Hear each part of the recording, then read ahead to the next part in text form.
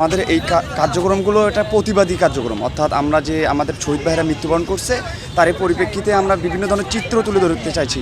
এর মাধ্যমে আমরা পুরো বিশ্বকে তুলে ধরতে চাইছি যে আমরা চিত্রের মাধ্যমে কিছু কিছু মুহূর্ত ফুটে তুলতে চাচ্ছি।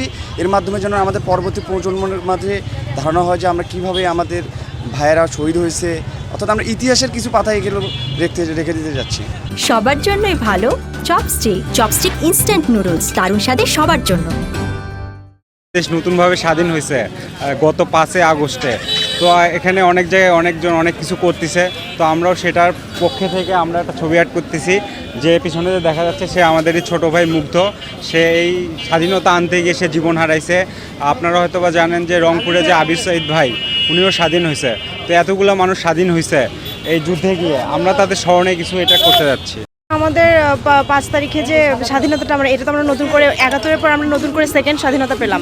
তো এই জন্য আমাদের দেয়ালে অনেক মডেল আবর্জনা ছিল। সো দেয়ালটা আমরা নতুন করে করতে চাচ্ছি, যাতে হচ্ছে বোঝা যায় যে আমাদের দেশটা নতুন করে সেজে উঠছে। এর জন্য নতুন বাংলাদেশ বিনির্মাণ, যে আমাদের এতদিন যাবত যে হচ্ছে দুর্নীতি ছিল, সেই দুর্নীতি মুক্ত হয়ে যেন আমরা একটা নতুন বাংলাদেশ করতে পারি, সেইটা আমরা রিপ্রেজেন্ট করার চেষ্টা করতেছি। আর হচ্ছে এই পাশে যে আর্টটা আছে সেইটা দিয়ে হচ্ছে আমাদের অসাম্প্রদায়িক যে বাংলাদেশ, সেটা আমরা রিপ্রেজেন্ট করতেছি। দেশকে সংস্কার করতে যাচ্ছি, নতুন করে আমরা মানে এই শহীদদের স্মৃতিচারণ করতেছি। কোনো ধর্মের ভেদাভেদ যেন না থাকে, সবাইকে এইটাই বোঝাচ্ছি।